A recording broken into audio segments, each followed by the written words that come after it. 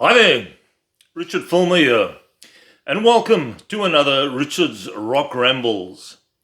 So this evening, today, this afternoon, this morning, whatever it is, wherever you are, we're going to have a look at another hidden gem, or in this case, probably more of an overlooked album.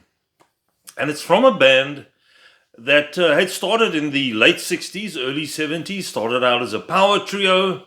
I'm talking about the band Grand Funk Railroad, as they were first known, and then later just became Grand Funk.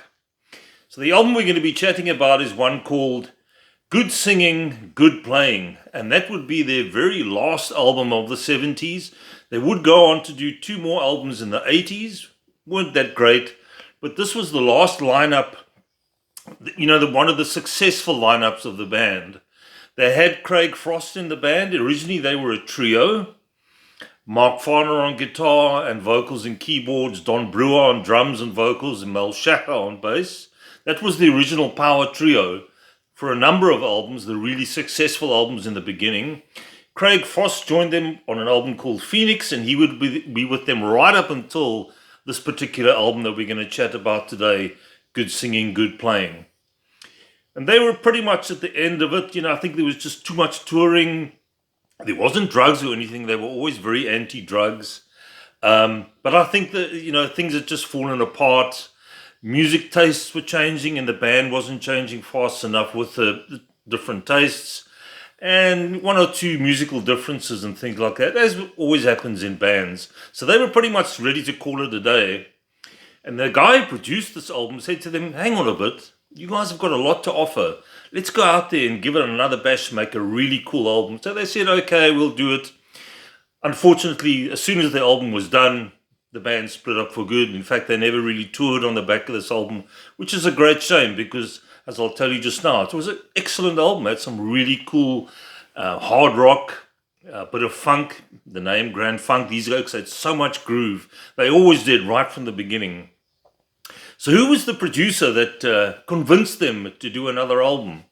A very strange mix-up, Frank Zappa. Now, if you think about Frank Zappa, you think the kind of music that he produced with his own bands, especially in the mid to late 70s. Excellent musician, incredible producer. He produced pretty much all his own stuff. Bit of a perfectionist, but he really liked the band. He liked Grand Funk, he liked their sound, he got on well with the guys. And in fact, he said he was really happy with the outcome of the album. So he jumped in and was the producer. And I have to say, the production on this album is incredible, apart from the very first track. And the first track has this kind of loud and soft volume thing going, like it's sort of coming and going, and it doesn't work for me. But apart from that, it's a brilliant album. So this is the original vinyl that I got in 1976. Which was when this album came out. And I think I was in Standard 6, my first year of high school. There we go. That's a classic cover for you. So there you have Mel Shacher on bass. There's Mark Farner, the driving force in Grand Funk. Grand Funk's still going today, but minus Mark Farner. Don Brewer, he's still in the band along with Mel Shacher. They're the only two original guys still in the band today. So that's Don Brewer, vocals and drums. And there's Craig Frost, the keyboardist, looking a little bit worse for wear, one has to say. I'm not too sure what was going on there. Might have just been after a party or two. But so that's the album, and that's the back cover. There the guys again. Don Brewer sort of in the shadows there. And it was released on CD with a bonus track. It wasn't given the EMI remaster treatment like all the other Grand Funks have been, but it does have a bonus track. So that's the CD version. Same at the back. There are some photographs inside that I can show you. So the bonus track is called Rubberneck. And a Rubberneck is what the Jamaicans call the tourists, looking around, Rubberneck. And it's all a song about you want to buy some ganja and stuff like that. It's a typical Frank Zappa song. He apparently penned the lyrics, his humor, and like I said, an amazing production. So that was previously unreleased. So what are the other tracks on here? Just Couldn't Wait. That's the track I was talking about, which has this sort of fading in and out of the volume, which doesn't work for me. Great song though. Mark Farner's vocals on this whole album are really strong. They always were, but particularly on this album. He's not a shredder, I mean, he's not a Joe Satriani, but what he does within the band is really cool.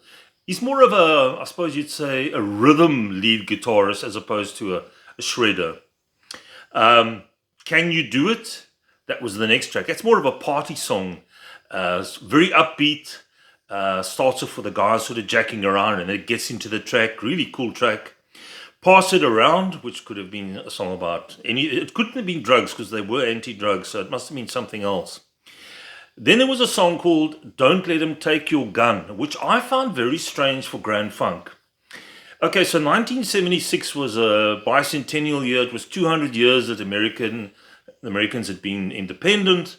So it's pretty much a song about independence and about don't let people take your gun, and your gun is your...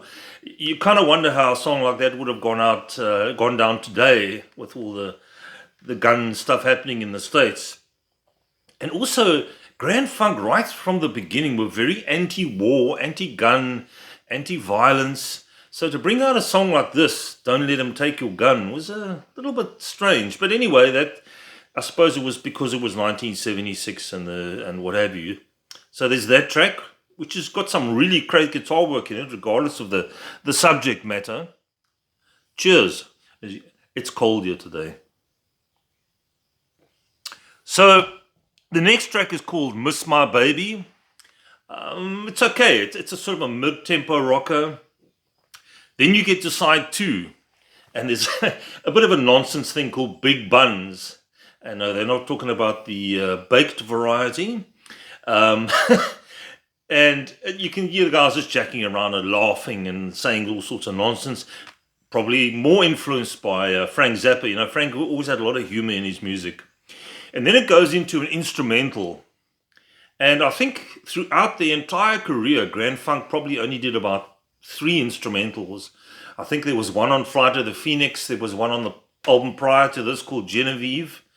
And there's this one, Out to Get You. And it's got incredible guitar work from both Mark Farner and Frank Zappa. Frank Zappa guests on guitar. And you can hear when it's Frank. He had such a distinctive style. I mean, Mark Farner can't hold a candle to him, but he's good at what he does. And when you hear Frank just ripping to the lead, it's incredible. It's such a cool track. There is a little bit of vocals, but it's more sort of a chorus vocal as opposed to singing verses or whatever. It's mostly an instrumental.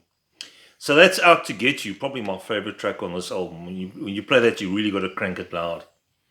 Then there's a track called Crossfire, which is I suppose it's a relationship song. There's a few of those on here. I think at the time, Mark Farner was going through a breakup or something. So there's a lot of that kind of songs on here. Release Your Love, another relationship song. Going for the Pastor, which is about getting married. So yeah, another one. And then the bonus track, Rubberneck, the one I spoke about earlier, which had a kind of a reggae feel to it, you know, singing about Jamaica. So that's the album. Good singing, good playing. It's well worth a listen. It's not the power trio stuff from early Grand Funk Railroad, if you're used to that. This is a much more polished affair. You can see Frank Zappa's stamp on this album, but it still rocks hard. I often go back to this album, and for me, it's a great shame that they never toured on the back of this. It didn't do well. As I said, changing fashions and the music fashions at the time, styles, and they were probably just a bit out of step. But as a great rock album goes, you can't go wrong. So let's see the photographs that I can show you. There's a shot of the guys. That's Craig Frost. There's Mel Shasser. I'm not even quite sure how you say his surname. There's Don Brewer, and there's Mark Farner, who's actually quite a shorty. I always thought he was a bit taller. That's just telling you about the album, how it all came together. It's quite interesting. And there we go. There's Frank Zappa in the middle, with that trademark moustache and a little bit of a bookbart. There's Mark Farner. There's the afro is Don Brewer, Craig Frost, and Mel Shasser. It's such a shame. I really enjoy this album. And there's another shot of the guys with Frank in the middle. He really got on well with these guys. And I think he was quite upset that the album didn't take off and, you know, they didn't stay together. But, you know, bands are like families.